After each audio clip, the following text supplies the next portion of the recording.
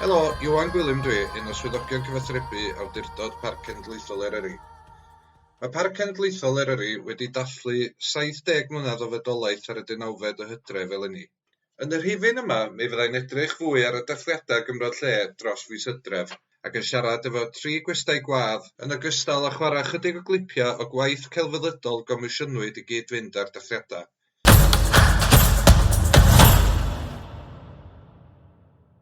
Felly, gwestai cyntaf sgen i fi heddiw ydy Shari Llewelyn. Hi sydd wedi bod yn cydlynu'r prosiect dros y misoedd dwytha. Diolch, Shari. Dwi'n gret, diolch. Mae'n neis cael bod yma efo chdi, Ioan. Mae wedi bod yn amser prysur iawn i chdi, do. Fydda chdi sôn chydig bach i ni am y syniad o tu ôl y dathliad celfyddydol yma? Wel, mi oedd gan Helen Pai syniadau eitha difyr beth oedd hi isio i ddathlu Eryri yn 70 blwyddyn yma. Ac oedd o'n anrhydedd mawr i fi gael yn hynny mewn i'r prosiect i gael gweithio ar yr ochr celfyddydol a'r dathliad celfyddydol, achos mae yna gymaint o'r ochr celfyddydol i ddathlu am Eryri. Mae wedi dylanwadu gymaint o bobl, gymaint artistiaid drost yr oesoedd. A oedd o'n gret medru cael clywed beth oedd gan Helen fel syniadau. Dwi'n meddwl oedd hi isio map ac oedd hi isio artistiaid i weithio, i gael eu comisiynu i weithio ar sut oedd Eryri yn medru dylanwadu nhw. A y syniad cychwynnol oedd gwahodd Barc Glyn i ysgrifennu cerdd beth oedd yr Eryri yn ei lygu iddo fo. Ac wedyn ar ôl tro cael tynnu artistiaid o gwahanol gyfryngau fewn i ymatab i'r gerdd yna. Ond oedd o'n andros o ddiddorol achos oedd bob trafodaeth efo artistiaid yma i gyd mor wahanol, ond beth oedd o'na hyd rhywbeth tebyg, ti'n gwybod? Ie, ti'n gwybod efo cerdd ifo rwan.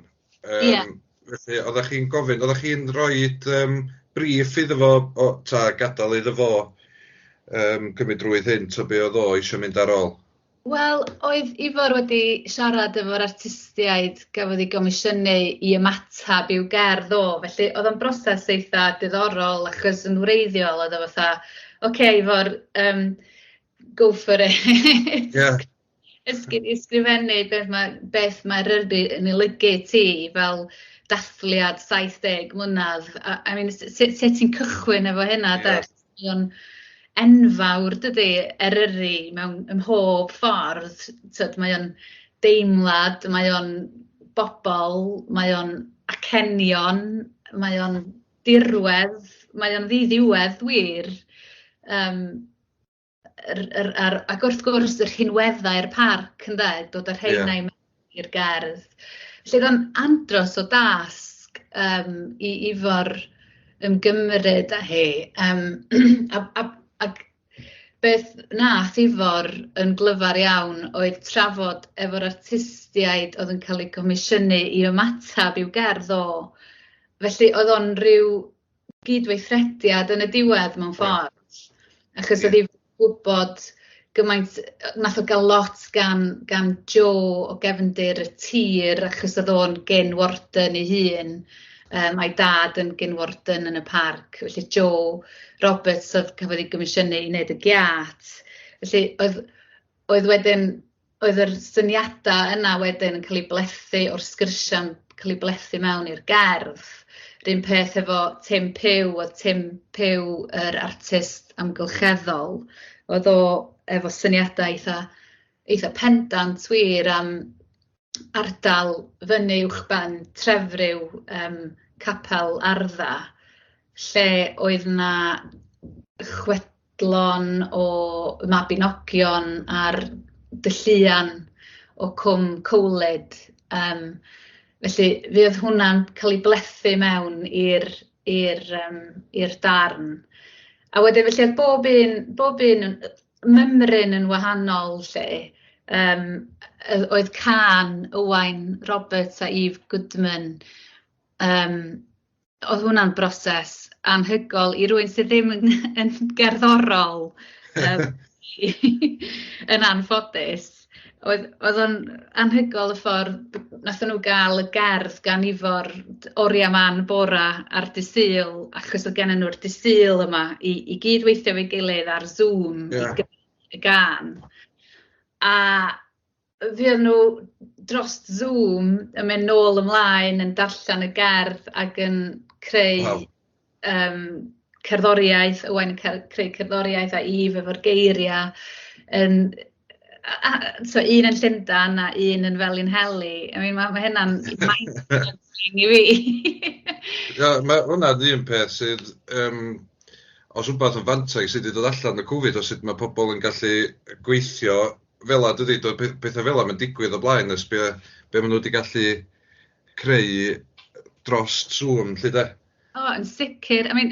Fel rhywun sydd wedi dod i mewn i'r prosiect, ddim yn gweithio efo'r parc, heb wedi gweithio efo'r parc o'r blaen, dim ond heddiw, dwi'n cwrdd â chdi ar Zoom. A tyd efo Helen a'r holl bobl sydd wedi, Ellen Roberts a Lowry sydd wedi bod yn cydweithio. Oedd o'n mor neis cael cyfarfod mewn person ond yn ddiweddar. Felly mae o jyst yn dangos i chdi bod unrhyw beth yn bosib, dydy, wir, efo technoleg.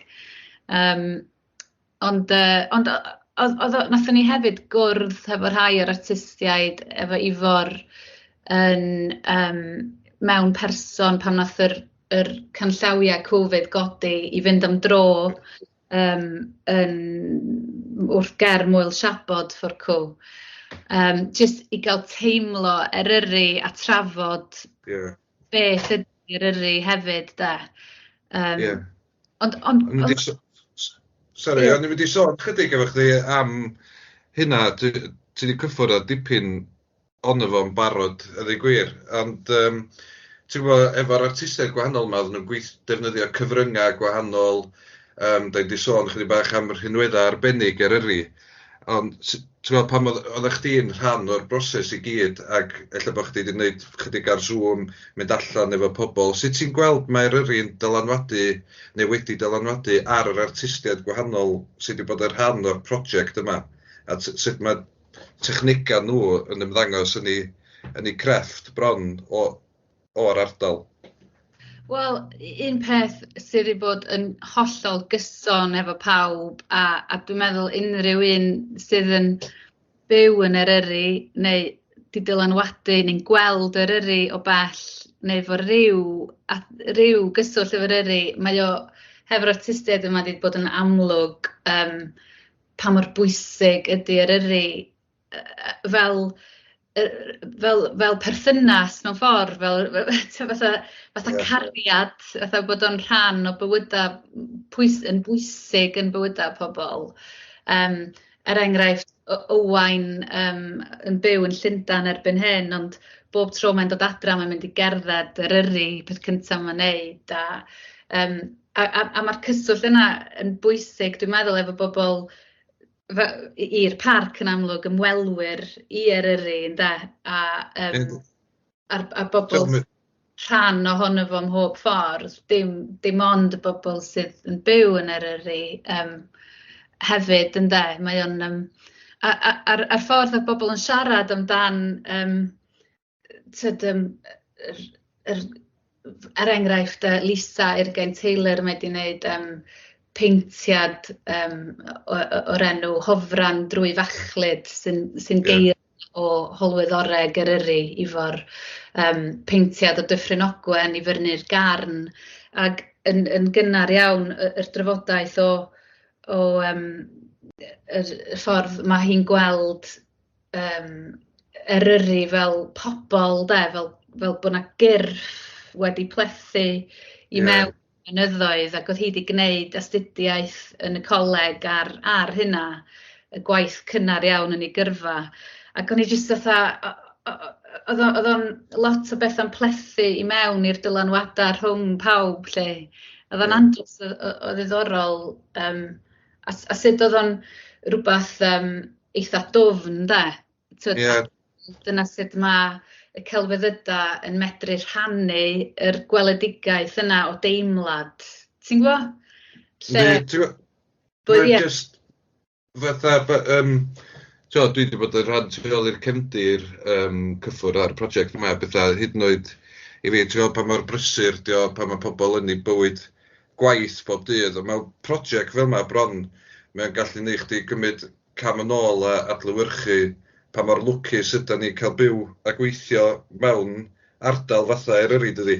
Yn sicr. Ac oedd o'n andros yn neis hefyd ar y prosiect yma cael gweithio hefo'r wardeiniaid a falle, ti'n gwybod, a sefydliadau eraill fel yr Cylsiarad efo'r Ymddiriedolaeth Genedlaethol pan oedden ni'n trafod lleoliadau ffilmio ar gyfer cerdd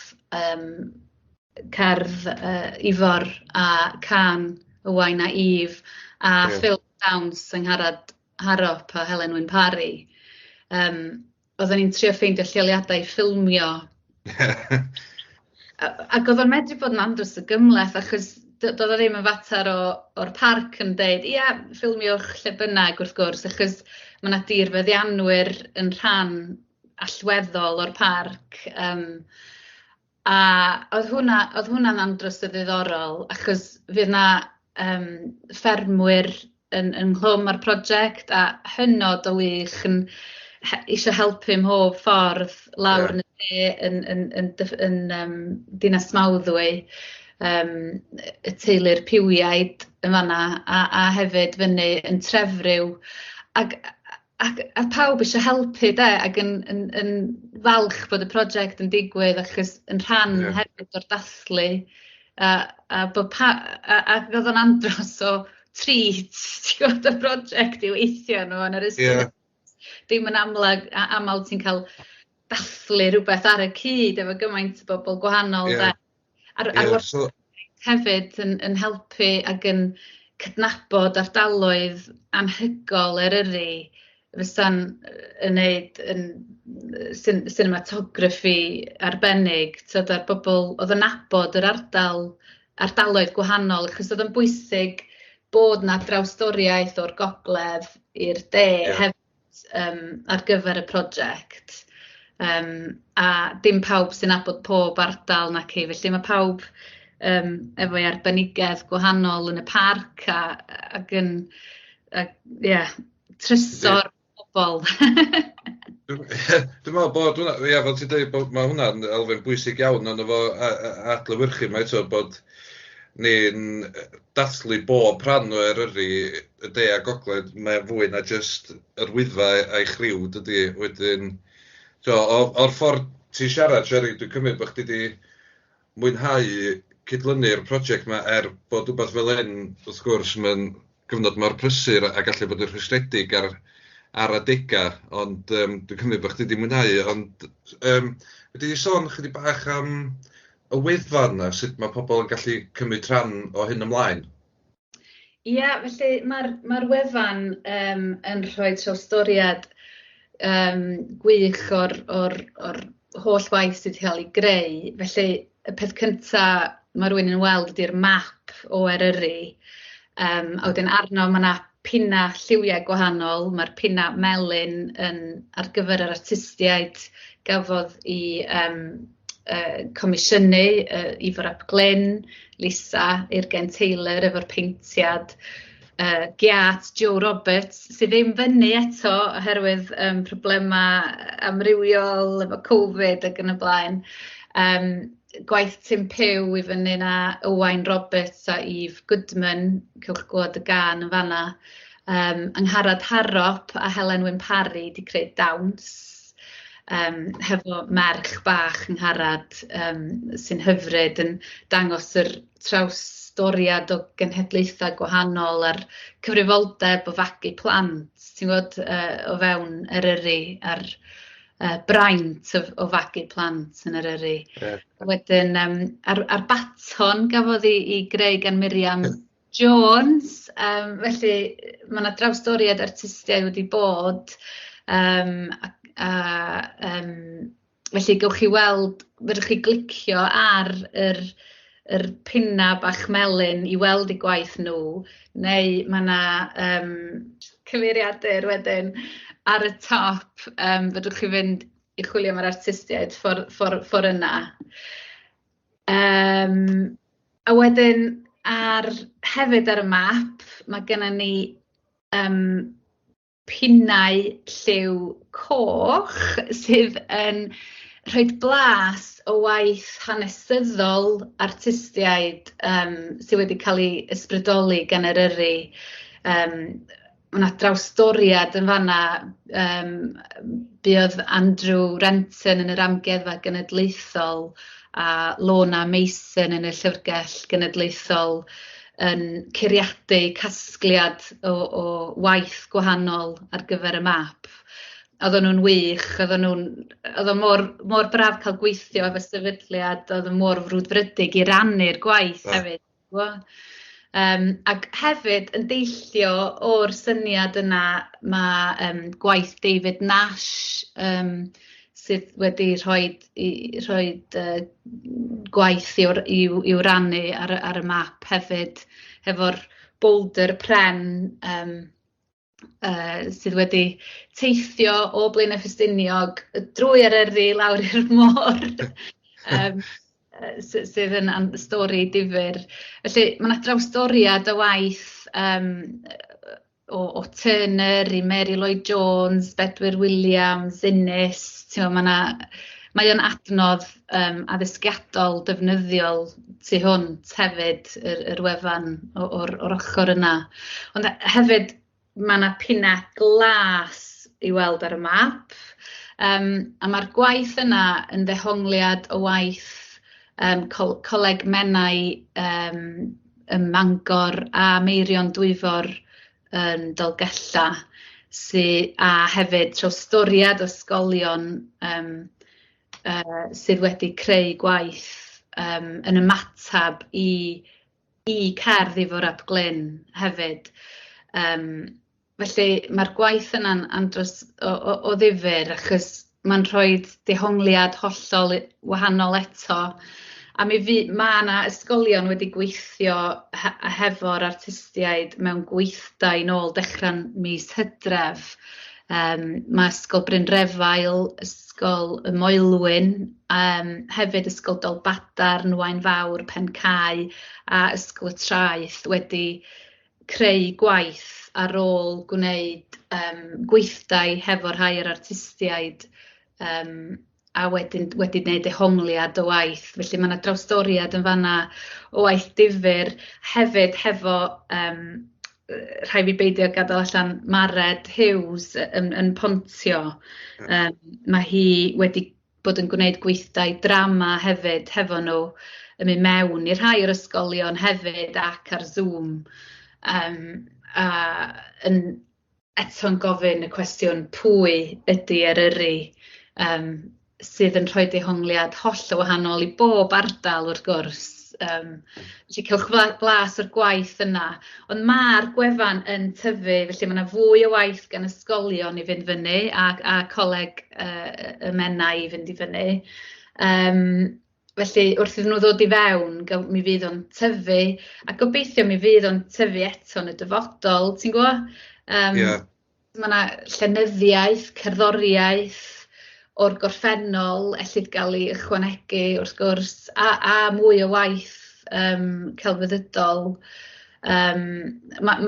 llyfrau hefyd, ti'n gwybod sydd wedi cael a dramâu. Mae'n ddiddiwedd wir beth all y wefan yma gynnig fel adnodd i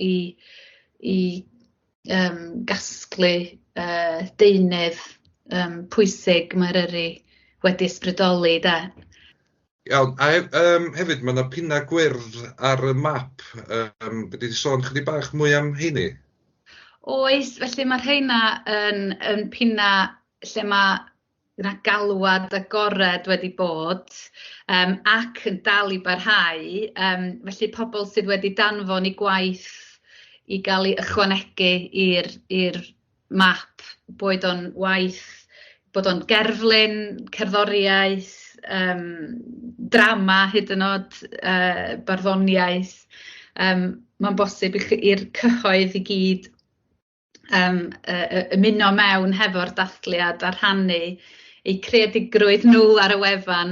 Mae yna beintiadau wedi cael ei danfon i mewn, mae yna gân wedi cael ei danfon mewn. Felly, ymunwch ar dathliad a cymrwch rhan. Mae'n andros o hawdd os ewch chi ar y wefan a fynd i'r tab ar y top yn deud cymryd rhan. Mi fedrwch chi uwchlwytho eich gwaith yn uniongyrchol i'r wefan, a wedyn mi fydd y parc yn ychwanegu fo pan fydden nhw'n cael cyfle wedyn i fod yn pin ar y map. Ydy, mae'n crynhoi cymaint o wahanol elfennau o'r diwylliant creadigol yn Eryri, dydy. A dwi'n meddwl, be oedd pobl yn glwad o fanna, dwi'n meddwl, ella fydden nhw'n gwerthfawrogi pa mor anferthol oedd dy dasg di o gydlynu yr holl brosiect. Os di rhywun eisiau mynd ar y wefan, y cyfeiriad ydy www.eryri70.gymru. Shari, diolch i chdi am dy holl waith ar y prosiect. Dwi'n meddwl, da ni am rando ar canolbwynt wan, sef cerdd Ifor ap Glyn, ond diolch i chdi am dy holl waith ar hwn ac am ymuno efo fi heddiw. Diolch yn fawr iawn.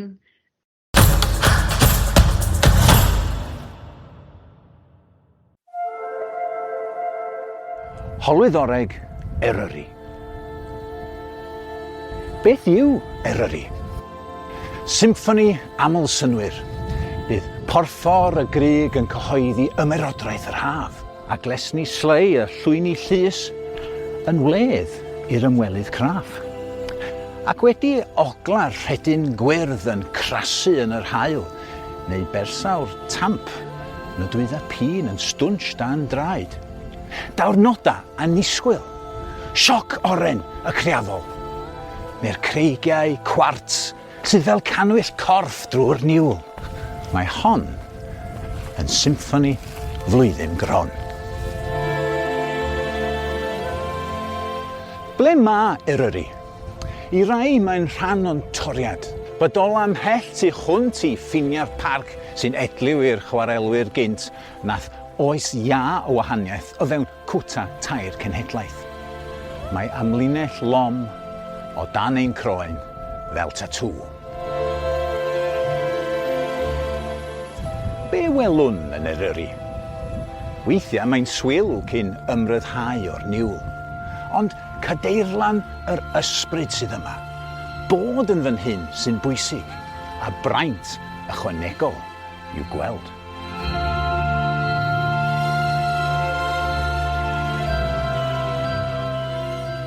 A phan ddistawo mwrthwylio neu'n clona ym mhen y clip, rhaid gwrando ar glaw man yn berla ar fargod ein heiliad.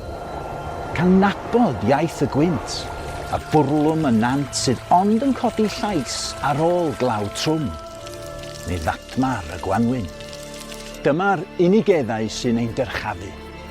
Ac os yw'r niwl yn clothu'r gweld, gallwn gamu'n betrus dros ddibyn dychymyg, nes codi fel hedydd o'r gryg, piwtran fel gwenynnen drwy floda'r foment, neu hofran drwy fachlyd y gelldydd oes oesoedd, fel tylluan cwm cowlyd gynt. Pwy bia Eryri? Neb.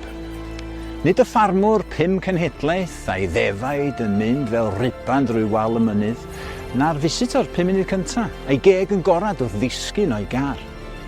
Diflannant yn ei tro, fel y bela a'r bryngeirydd, fel y diflannwn ninnau hefyd, a'n lle nid Edwin mohonom mwy. Ond peri'r Gymraeg yma. Hi yw cyweirnod y symffoni gydd sy'n hwsmona'r erwau hyn. Hi, Bia Eryri. Ac os yw'n haws ei chlywad yn yr Hydref nac yn yr haf, byrlyma fel y nant yn barhaol. Hi yw ffram y drws agorad hwn. A pharchwn hi felly ar ei heilwyd drwy harddel a phawb yn ein tro. Be gawn ni gan Eryri? Mesur ein hunain yn erbyn mynydd. Newid ein cyflymder. Deall mai byr yw ein hamser yma, ond mawr ein cyfrifoldeb. Ac yna gwisgwn ein hwyneba Instagram ac awn am dro, gan gerdded mor ysgafn nes gadael dim ond hoel ein troed i loiwi'r llwybr i'n plant. A Gwenwn, wrth droedio'r cyntedda creigiog hyn, am fod eiliadau yma yn gallu goleuo oes.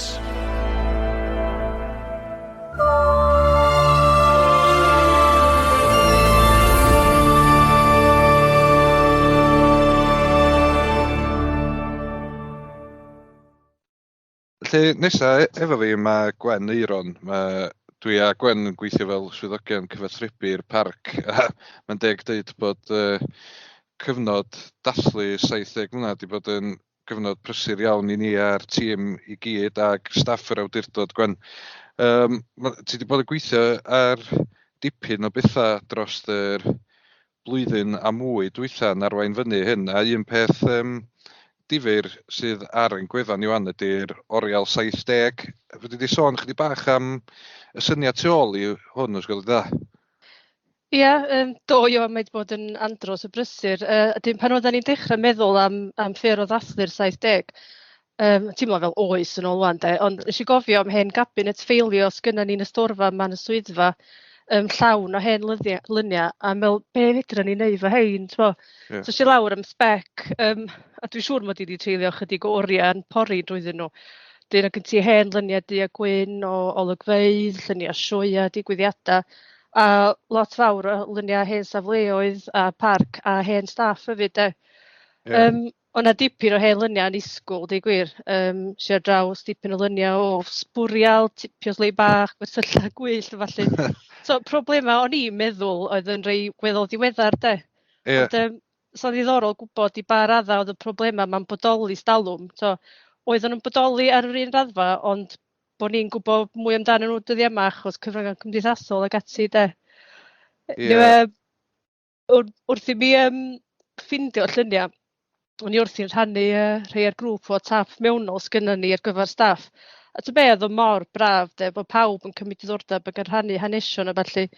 A mae'r rhan fwyaf yn wedi bod yn gweithio adra sy'n pandemig, dyn oedd o mor braf bod yr hen lyniau ma'n dod y pawb at ei gilydd yn ôl.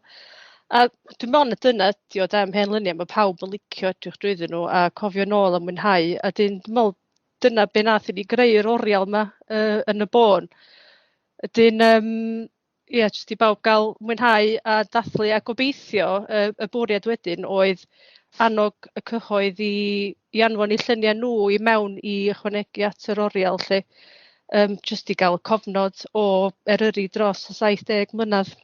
Ia, mae pobl dal yn gallu neud hynna, dydy, os ydyn nhw'n e-bostio cyfathrebu at eryri.llyw.cymru. A fel o'ch ti dweud, mae hen lyniau yn ysgogi lot o deimladau mewn pobl, dydy. Mae'n, fel ti dweud, mae'n gofnod da gofnodi ddoe heddiw a problema oedden ni i feddwl sy'n newydd. Hefyd, un o prosiectau mwyaf sy'n bod yn gweithio ar ydy cyfres S4C, pobl y parc sy'n mlaen ar y funud. Ti wedi bod yn cydlynu hwnna o ran yr awdurdod, a ddweud gwir, wedi sôn chydig bach am broses yna? Ie, do, mae hynna wedi bod yn mynd ymlaen ys 12 mis bellach. Ar dechrau un S4C oedd isio cyfres yn edrych ar fywyd yn y Parc Cenedlaethol i ddathlu yn 70. Lle. Ydyn gafodd Cwmni 2 comisiynu i gynhyrchu'r rhaglen. A dwi wedi bod yn gweithio reit agos efo'r criw cynhyrchu ers y dechrau, di gwir. So, cyfres 4 pennod ydy hi sy'n dilyn hynt a helynt yr amrywiaeth o bobl sy'n byw ac yn gweithio yn Eryri yn staff y parc a defnyddwyr a ffermwyr a bob matha. Ydyn, dwi'n gwir, dwi'n meddwl fydd y gyfres mewn agoriad llygad, achos dwi'n meddwl bod bobl ar y cyfan yn sylwi gymaint o amrywiaeth o waith da ni'n y gyflawni yma yn yr awdurdod. Mae bobl yn dueddol o feddwl amdano ni fel awdurdod cynllunio a gwasanaeth fwrdeiniad, ond mae yna gymaint mwy da ni'n neud, a dwi'n mor falch bod y gyfres yma mynd i'n galluogi ni rannu hynny. Mae wedi bod yn dipyn o her yn arbennig i cwmni da, dwi'n meddwl, achos pan ddechreuon ni gynllunio, do'n am sôn am y pandemig gyda dim byd. Wedyn, wrth gwrs, nath y Covid a'r cyfyngiadau lanio, rai ni feddwl tu allan i'r bocs. Ond ia, gweithio bob dim, da ni wedi llwyddo i ddod drwyddi a gobeithio fo cyfres da fydd pawb yn mwynhau. Do, dipyn o bobl wedi bod yn neud sylwadau barod yn enwedig di mwynhau darna Rhidian Roberts, swyddog coed. A dwi'n meddwl, ti dweud efo y pandemig, mae o bron fatha bod hwn yn mynd i fod yn gofnod hanesyddol o'r cyfnod hefyd ydy. Dydy o ddim yn flwyddyn arferol ac chydig bach yn wahanol i'r arfer. A wedyn, ia, dyn mynd i siarad chydig bach efo Catrin Glyn nes mlaen sydd wedi bod yn rhan o'r daith 70, ond fe ysdi neu chydig o'r cymala. Fe di sôn chydig bach am y syniad tu ôl y daith yma a pam mynd o'r gogledd i'r de a unrhyw ranna ti di bod ynglwm efo pa gymala oedd chdi yn rhan o'n efo? Ie, oedd o'n wythnos ffantastig, a dwi'n mor falch bod ni wedi gwneud o ar y dechrau pan oedden ni'n trio meddwl be i wneud. Wrth gwrs, oedden ni'n siŵr lle oedden ni'n mynd i fod o ran y sefyllfa o Covid, wedyn oedd rhywbeth yn yr awyr agored yn gwneud synwyr. A dyn, wrth gwrs, y rheswm yr gogledd i'r de, yn gyntaf mae o bron iawn yn 70 milltir o Gonwyn y gogledd i Aberdyfi y de, so oedd hynna'n ffitio reit daclus. Ac wrth gwrs, mae jyst yn amlygu'r ffaith bod Eryri yn ardal mor fawr ac yn amrywiol llyn de. O ran yr wythnos, gathon ni wythnos arbennig, a di bod mor lwcus efo'r tywydd. A dwi falch, ges i wneud bach o bob dim, o'n i'n cefnogi'r criw beicio mynydd ar y dy Merchar. A dyn, ar y dydd Iau, oedd y baton arbennig, mae'n mynd ar y tren i gwrdd efo tren Llyn Tegid, lle de, i gwrdd efo criw dewr oedd yn mynd i nofio a padlfyrddio draws Llyn Tegid. O'na dipyn o fwrlwm a chyffron ar y diwrnod, cos oedden ni'n ffilmio fo hen o'r BBC hefyd. Dwi'n meddwl bod reit saff deud na dyna y tro cyntaf i staff parc wneud cyfweliadau mewn wetsuits. Ond nath nhw dda iawn chwarae teg o'n edrych yn oer iawn a llyn yn reit arw ar y diwrnod. Ond dwi'n meddwl ges i'r set ora ar y diwrnod achos ges i fynd ar y gwch i dynnu lluniau fo Arwel a Robert oedd yn gyfrifol mae diogelwch. Ie, mae wedi bod yn daith yna dy ddifyr ac hwylus i pawb sy'n nghlwm ar awdurdod ddod ynghyd, dydi? O, yndi, yn bendant. Mae wedi bod yn gyfnod anodd i ni gyd, a pawb wedi bod yn gweithio adra a ddim yn gweld ei gilydd. Ac i ni fel criw sydd yn agos iawn beth bynnag, mae hynna wedi bod yn anodd. A oedd y mor braf jyst gweld pawb a gweld gwynebau ar ôl y blwyddyn a hanner dwytha lle, a jyst dal i fyny. Ie. Fes di beicio ar y dy Gwener, fes o'ch di sôn chydig bach am hynna. Ie, dwi'n falch o ddeud bod fi wedi cymryd rhan hefyd a ddim jyst i gwylio pawb arall yn gwneud y gwaith calad. Nes i wneud y darn beicio ffordd o lan llyn lawr i ddol Idris, lle oedd yr rhedwyr mynydd yn dechrau. A oedd y mor fendigedig, oedd i ddwrnod braf, a dwi'n meddwl highlight y diwrnod yn bendant oedd ffriwilio lawr bwlch tal llyn a just mwynhau yr olygfa yn y pen draw, oedd o'n fendigedig oedd. Wedyn oedd yr taith wedyn yn mynd mlaen i Aberdyfi.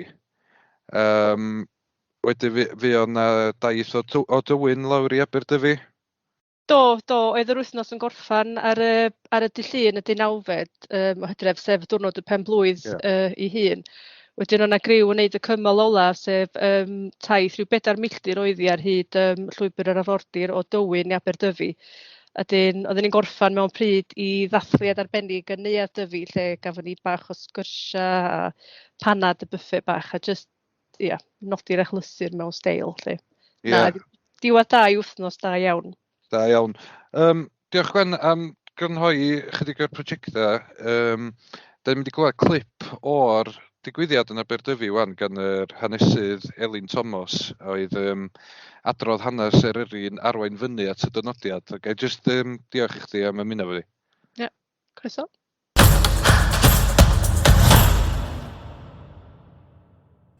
Fel da ni gyd yn gwybod, fe sefydlwyd Barc Cenedlaethol Eryri ar 19fed o Hydref 1951. Ond i nodi'r achlysur, mi fyswn i'n licio troi y cloc nôl ymhellach fyth. Achos mi fyswn i'n dadlau bod y gwreiddiau sy'n greiddiol i yr hyn mae'r awdurdod yn neud heddiw wedi uno ymhell dros 70 mlynedd yn ôl. Ac na proses hirhoedlog iawn oedd honno i gael ein cyneunia antidiau i werthfawrogi tirwedd Eryri ac i ddeheu am warchod natur a threftadaeth gynhenid yr ardal yma. Felly dwi am ganolbwyntio ar yr ymgyrch yma am gydnabyddiaeth. Mae'n syndod i feddwl mae dim ond ers rhyw ganrif neu ddwy mae pobl wedi dathlu Eryri. Cyn y 19fed ganrif, doedd pobl ddim yn meddwl bod yna lawer o harddwch yn perthyn i dirwedd Eryri, a mae hynna'n bennaf oherwydd natur fynyddig yr ardal. I ddechrau, mi roedd mynyddoedd yn gwneud teithio yn anioleddol o anodd. Ond i gyfoeswyr, mi roedd mynyddoedd yn ddiwerth. Mi oedd nhw i llechwedda yn serth, yn gas ac yn bennaf oll yn beryglus ac y priddoedd yn dena. A da ni'n gweld bod rhagfarn yn erbyn tir mynyddig yn wreiddiedig iawn yn y cyfnod yma, achos mae o hefyd yn arwain at rhagfarn tuag at y bobl y Gymru a pobl yn byw yn Eryri. Oedd pobl yn meddwl bod gwylltineb y tir yn adlewyrchiad o gwylltineb y bobl. A mae'r dyfyniad bach yma'n dod o gyfrol Ned Ward, gafodd ei gyhoeddi yn 1701. A mae o'n disgrifio gogledd Cymru fel the fag end of creation, the very rubbish of Noah's flood, so that there is not in the whole world a people that live so near to and yet so very far from heaven as the Welsh do. A mae'r cyfeiriad yma at the very rubbish of Noah's flood yn cyfeirio at gred oedd yn reit boblogaidd yn y cyfnod bod mynyddoedd yn weddillion o grws y ddaear ac felly yn gynrychiolaeth o ddigder Duw tuag at ddyn yn dilyn y diliw. Yn ara bach yn ystod y 19fed ganrif, da ni'n gweld bod barn yn dechrau newid. Ac mae o newid am resymau ymarferol. I ddechrau, mae teithio yn dod yn haws wrth i ffyrdd wella chydig bach. Ac tuag at diwedd y 19fed ganrif, da ni'n cael chwyldro Ffrenig a rhyfeloedd Napoleon ar y cyfandir sy'n atal bonheddwyr cyfoethog o Loegr rhag teithio i'r Eidal neu Ffrainc, sy'n golygu bod nhw'n dechrau chwilio am ardaloedd newydd i deithio fel yr Alban, ardal y Llynnoedd ac wrth gwrs Eryri. Ond mae hefyd yn newid diolch i ymdrechion damcaniaethwyr fel Edmund Burke, ac yn ei gyfrol o A Philosophical Inquiry into the Origin of Our Ideas of the Sublime and Beautiful, mae Edmund Burke yn deud bod yna ddau fath o harddwch, sef y prydferth, the beautiful, a'r aruchel, the sublime.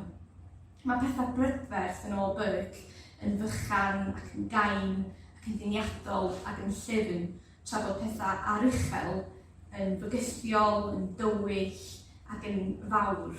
Ac mae o'n rhestru mynyddoedd a chreidiau a rheadra fel enghreifftiau o bethau aruchel. A fel da ni'n gwybod, mae yna ddigon o rhain yn Eryri.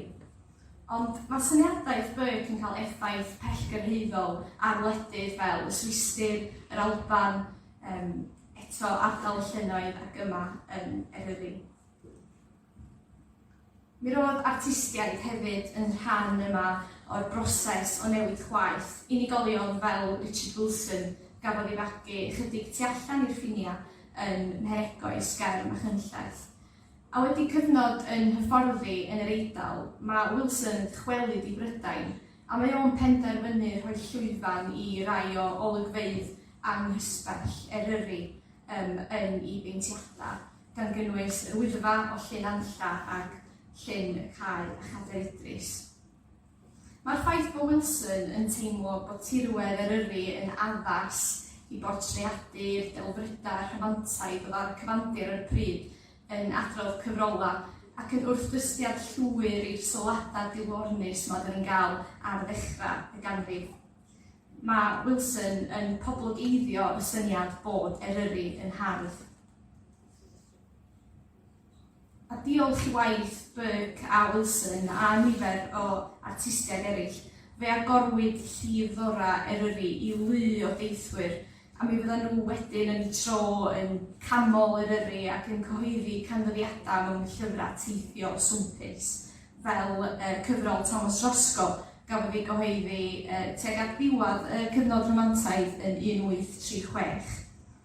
Ac yn gwbl groes i'r darlun da ni'n gael ar ddechrau'r cyfnod, The Fag End of Creation, mae Roscoe a'i debyg yn bellach yn meddwl bod Eryri yn hardd ac yn fawreddog. From the summit of the Great Glyder, I marked the scenes through which I passed on my previous wanderings through Snowdonia, spread on every side in extreme beauty and magnificence. Hyd yma dwi ond wedi meddwl am farn Saesnig am Eryri, a dwi'n meddwl bod hi werth gofyn efo gymaint o newid chwaith oedd yn digwydd yn y cyfnod, o be oedd barn y Cymru am ardaloedd fel Eryri. Ac mae'r ddyfyniad bach yma yn dod o gylchgrawn Taliesin, gafodd ei gyhoeddi yn 1859, a dyma sut mae'r awdur yn dewis diffinio Eryri. Eryri, mynyddoedd Cymru, yn fwyaf arbennig mynyddoedd Gwynedd, yn amddiffynfeydd parai a lwyddoedd ein henafiaeth dewrion i gadw draw am oesoedd. Ac yn ara bach yn ystod y cyfnod yma, da ni'n gweld bod y Cymru hefyd yn dechrau gwerthfawrogi ardaloedd mynyddig ac yn benodol Eryri. Ac da ni'n gweld bod nhw'n dechrau ystyried mynyddoedd fel amddiffynfa ar draws y canrifoedd, a maen nhw bellach yn rhywbeth i dathlu ac yn dod yn wrthrych balchder tuag at dechrau y cyfnod Fictoraidd. Ond mae yna newid ar droed eto yn Eryri, a gyda dyfodiad yr rheilffyrdd yn yr 1850, mae Eryri yn datblygu yn fwy poblogaidd fyth. Mae'r lein o Llundain i Gaergybi yn galluogi ymwelwyr i deithio i Eryri a chrwydro yn rhwydd iawn. Ond mae yna linella llai hefyd o fewn Eryri sy'n cael ei sefydlu yn y cyfnod, fel y draffont sy'n cael ei adeiladu dros yr Afon Mawddach yn 1867, neu y linell o Bangor i Lanberis sy'n cael ei agor yn 1869. Mae'r rheilffyrdd yma yn gwedd newid Eryri. A nid mynyddoedd Eryri ydy'r unig lefydd sydd yn denu ymwelwyr yn y cyfnod yma. Mae tref Bala a glannau Llyntegid yn atynfeydd poblogaidd iawn ac yn datblygu drwy gydol y cyfnod Fictoraidd. Erbyn 1916, mae gohebydd yr Herald Cymraeg yn falch iawn o ddatgan bod y dref yn llawn o ymwelwyr, rhai yn aros am ddeufis ac eraill am dymor llai. Dywedir na fu y dref erioed mor llawn. Ac yn y cyfnod yma, da ni hefyd yn gweld bod Eryri yn datblygu yn rhyngwladol wrth i bobl o tu allan i Brydain deithio yma, ac mae'r darn bach yma, mae'r gohebydd yn sôn bod yna filiwnydd Americanaidd wedi penderfynu dod ar i wyliau i'r Bala ac hefyd dyn reit adnabyddus o Awstralia. Fel heddiw, mi oedd llawer yn ynganu am Eryri gyda'r bwriad o gyrraedd copa'r Wyddfa. Ac yn ôl gohebydd y Cymro, ni fy'r fath dyrfa o ymwelwyr yn dringo i ben yr Wyddfa yr un haf sydd yn hoff neb sy'n fyw a welwyd yn haf 1894. Ac eto, da ni'n gweld y elfen ryngwladol yma wrth i'r gohebydd sôn bod ymwelwyr o Loegr, India, Ffrainc, Swistir ac America oll yn awyddus i ddatgan eu bod yn dwyn Snowdon. Ond gyda mwy a mwy o bobl yn awyddus i gerdded mynyddoedd, mae hawl yr unigolyn i grwydro yn datblygu yn bwnc llosg tuag at terfyn cyfnod Fictoraidd. A da ni'n dechrau gweld gwrthdaro rhwng cerddwyr a pherchnogion tir. Ym 1884, mae James Price, aelod seneddol de Aberdeen, yn cyflwyno mesur mynediad i'r mynyddoedd ger bron tir cyffredin. Mae'r mesur yma yn methu, ond 4 blynedd yn ddiweddarach mae aelod seneddol rhyddfrydol Sir Feirionydd T.E. Ellis neu Tom Ellis yn cyflwyno mesur The Mountains, Rivers, Pathways for Wales Bill, mesur oedd yn gobeithio sicrhau mynediad to mountain land, moor or wasteland, and access to and power to walk along the bed or bank of any river, stream or lake, or to ride in any boat, coracle or canoe upon any river or lake for the purpose of recreation, gathering, scientific inquiry, sketching or antiquarian research. Ac bod mesurau Price ag Ellis yn methu, a tyda ni ddim yn gweld mesur mynediad yn pasio drwy San Steffan am hanner can mlynedd arall, mae yr unigolion yma yn arloeswyr yn hanes Eryri, a mae papur newydd y Spectator yn disgrifio Ellis fel a pioneer in the cause of public good. Ar droed y ganrif, da ni nid yn unig yn gweld anghytuno ynglyn â sut perthynas dylai'r cyhoedd gael hefo ardaloedd o harddwch naturiol fel Eryri, ond da ni hefyd yn dechrau gweld pobl yn cwestiynu sut y dylai'r ardaloedd yma datblygu, neu'n bwysicach sut y dylai atal datblygu yn ardaloedd fel Eryri. Ac mae'r erthygl bach yma yn sôn am gynlluniau i agor rheilffordd o Feddgelert i Ben y Gwryd. A da ni'n gweld yr gwahaniaeth barn sydd yn y cyfnod wrth i ddau wythurwr anghytuno ynglyn â'r rheilffordd yma. Ar un llaw, mae un yn daer yn erbyn syniad ac yn cyfeirio at agor rheilffordd o Feddgelert i Ben y Gwryd fel vandalism in Snowdonia. Tra bod y llythyrwr arall o blaid agor y rheilffordd, a hynny mwyn sicrhau mynediad pobl gyffredin at gefn gwlad. Ac mae o'n dweud, there is nothing vandalistic in opening nature's solitudes and beauty to universal admirations. Felly, da ni'n gweld y paradox yma yn y cyfnod o bobl isio agor llefydd fel Eryri i y cyhoedd, ond hefyd yn ofni am yr effaith a'r harddwch a natur yr ardal. Yn dilyn dinistr y Rhyfel Mawr, mae'r diogelu ardaloedd fel Eryri yn datblygu yn bwnc o bwys yn ystod yr 1920au.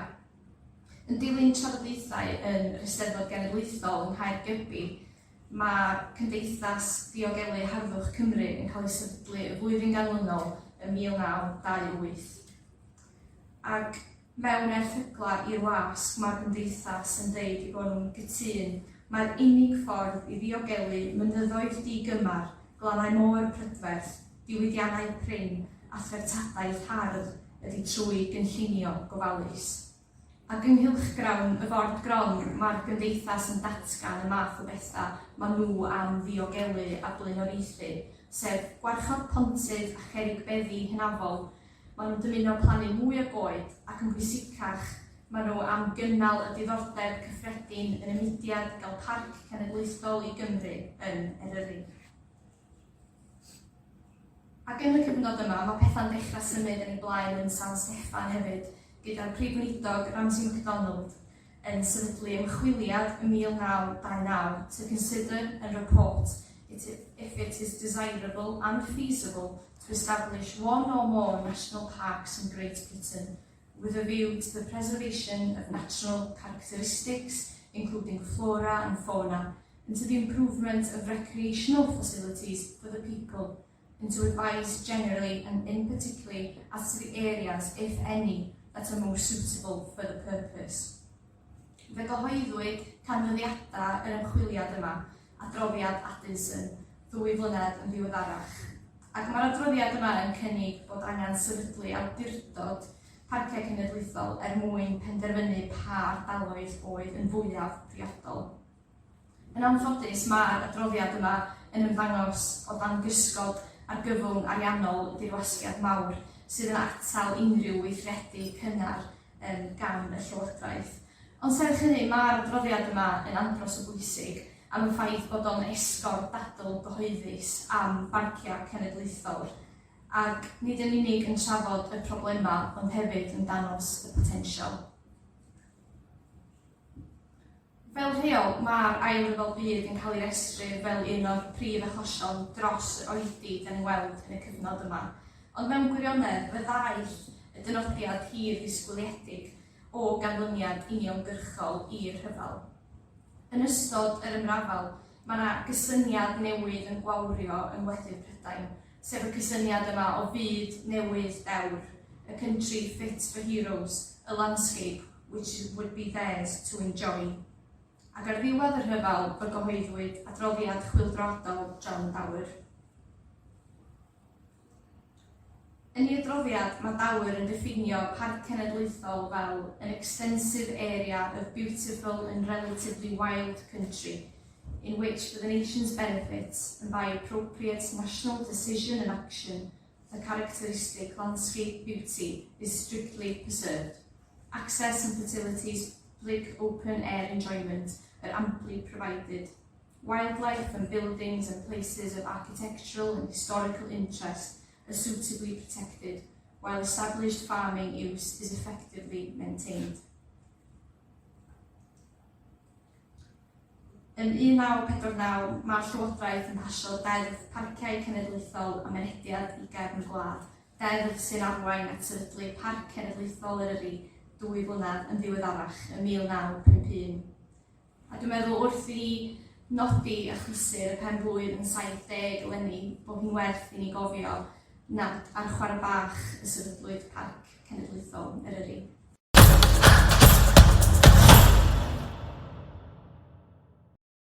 So, y gwestai ola'r podlediad mis yma ydy Catrin Glyn, swyddog partneriaeth y Wyddfa.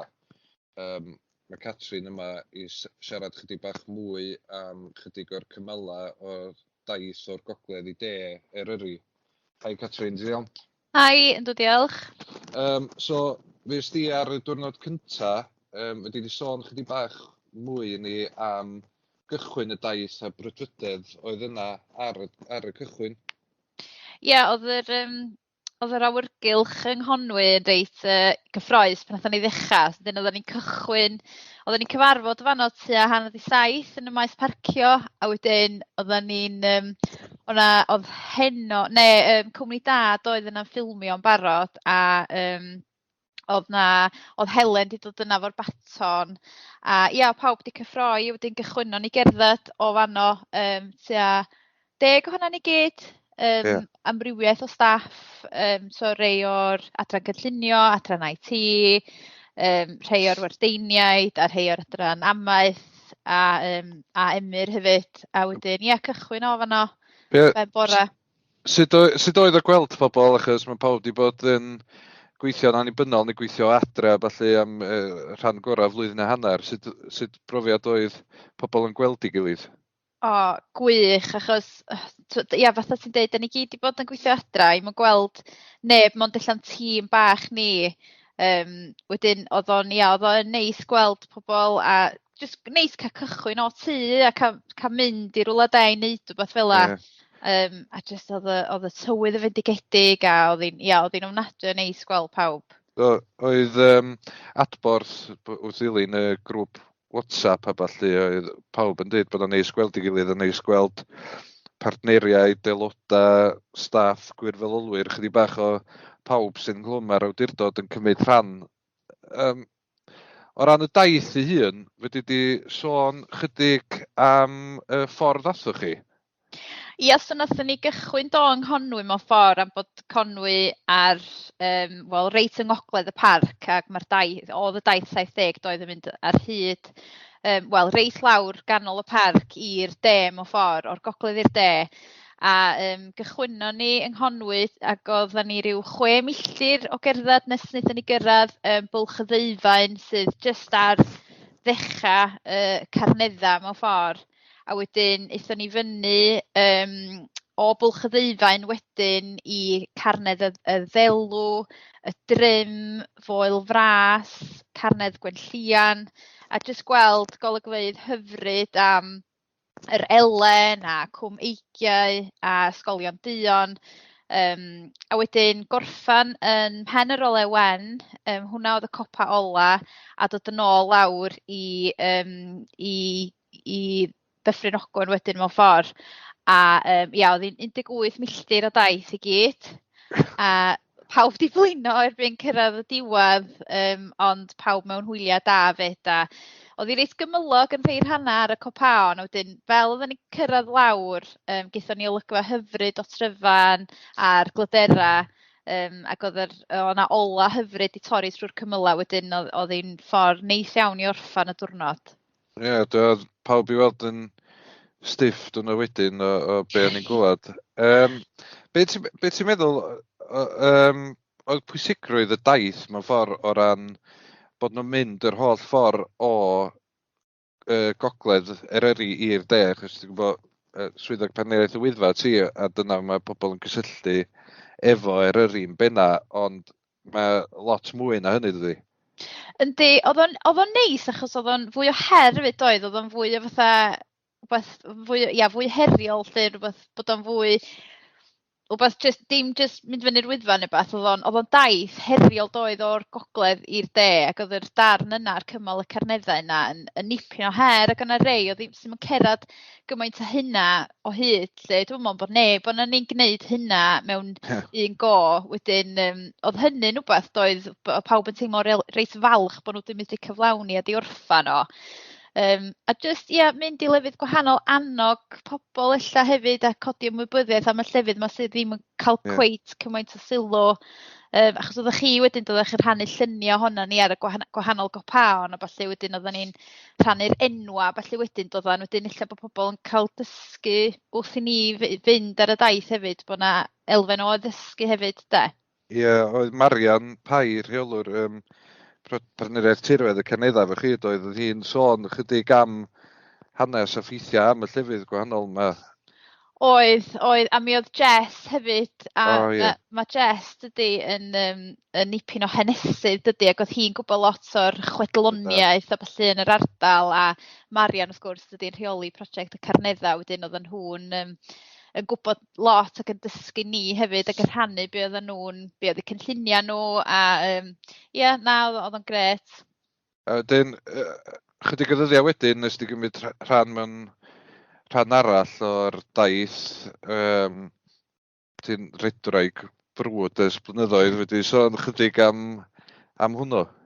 Ie, so nathon ni wneud y diwrnod 5, nathon ni fynd i Dol Idris, cyfarfod yn Ôl Idris, a nathon ni gyfarfod y beicwyr oedd wedi dechrau y bora hwnnw beicio o Glan Llyn i lawr i Ddol Idris. Wedyn nathon ni gyfarfod nhw a cael y baton gyda nhw.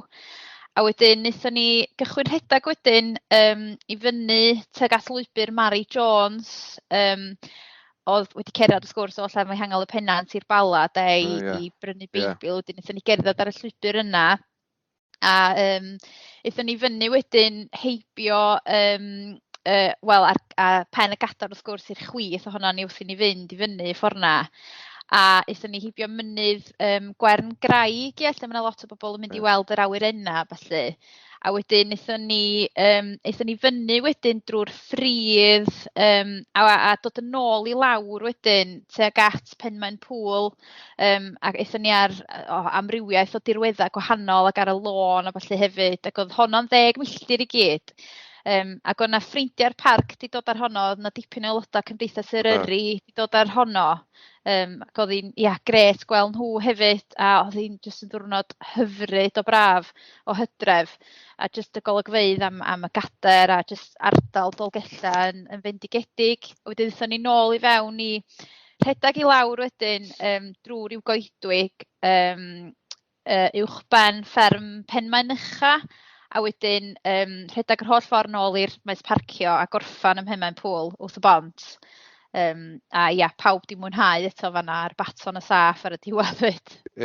Dyna beth pwysica bod wedi wneud y holl ffordd. Ia. Ond oedd o dda bod bob cymal bod rhywun yn neud rhyw weithgaredd gwahanol. Da wedi clywed gan Gwen yn barod am diwrnod 4 lle fydd na lot o weithgareddau gwahanol, ond mae'n danos beth sgan Eryri i gynnig yn y bond ydy. Dio ddim jyst cerdded yr Wyddfa ydy o, mae'r 70 di bod yn gyfle i roi sylw i lot o bethau gwahanol. Yndi, a teithio'n gynaladwy fyd, mae 'na lot o ffyrdd does i deithio yn gynaladwy o gwmpas parc, a da ni di profi bod modd wneud o'r gogledd i'r de. Wedyn, oedd hynna'n rhywbeth ddoth drosodd, dwi'n siŵr, a mae cyfleoedd hamdden helaeth hefyd ydy yn un o'n rhinweddau arbennig ni, wedyn oedd o'n gyfle i fedru hyrwyddo hynny hefyd mewn ffordd gyfrifol ac annog pobl i fwynhau'r ardal mewn ffordd gyfrifol a chynaladwy. Dwi'n meddwl bendant efo'r 70 mae di bod yn gyfle i ni bwysleisio ar rhinweddau arbennig Eryri i gyd mewn un ffordd neu gilydd. Wedyn, da ni wedi clywed gan Shari ar dechrau'r rhifyn yma ynglyn â'r prosiect celfyddydol ac i gloi yr rhifyn yma. Da ni'n mynd i rando ar can Eve Goodman ac Seindorf Owain Thomas adleisio. Felly nhw'n ni chwarae hwnna rwan. Jyst diolch i chdi, Catrin, am ymuno a roed chdi bach mwy o flas y daith i ni. Diolch yn fawr iawn.